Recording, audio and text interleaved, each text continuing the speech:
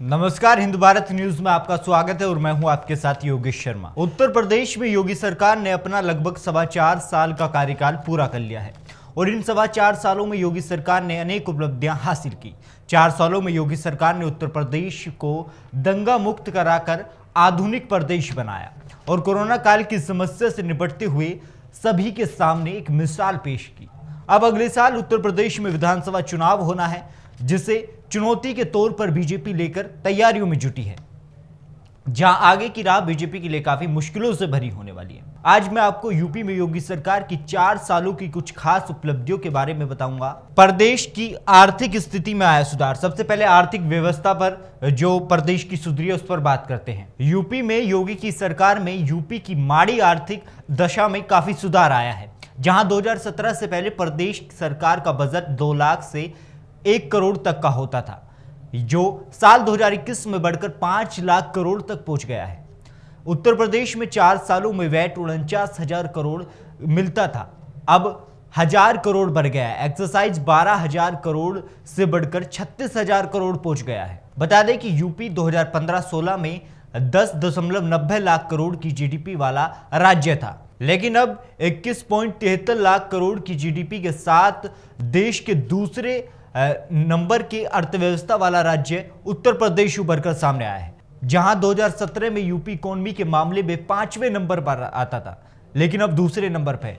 लेकिन अब तमिलनाडु, गुजरात और कर्नाटक जैसे राज्यों को पीछे छोड़ते हुए दूसरे नंबर पर पहुंच गया है।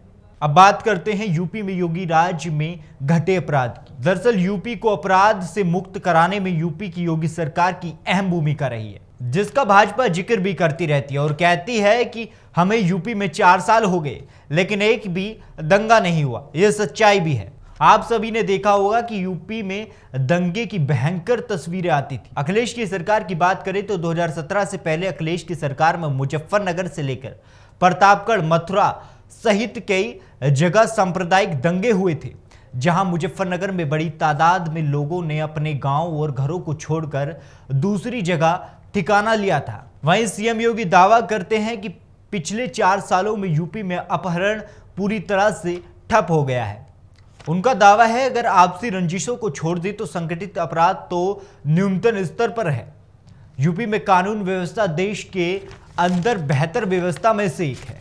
इसके साथ ही सूबे में बड़े अपराधियों के एनकाउंटर हुए हैं, तो कई बाहुबली नेताओं के मकान, होटल और बिल्डिंगों को पूरी तरह से तहस नहस किया है। तो अब हम आपको योगी सरकार की चुनौतियां बताते हैं। योगी आदित्यनाथ की सरकार ने भले ही प्रदेश में 4 सालों को आसानी से पूरा कर लिया हो, लेकिन आगे की सियासी राह चुनौती भरी है। इसमें योगी सरकार के सामने अपने हिंदुत्व के रुख को बरकरार रखने के साथ साथ विकास के पैमाने पर भी खरा उतरना होगा। सूबे में 2022 का विधानसभा चुनाव योगी के चेहरे और कामकाज पर होना है।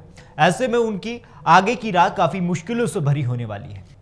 फिलहाल इस खबर में इतना ही। ऐसी तमाम खबरों के लिए देखते रहें हिंद भारत, आपकी अपनी आवाज।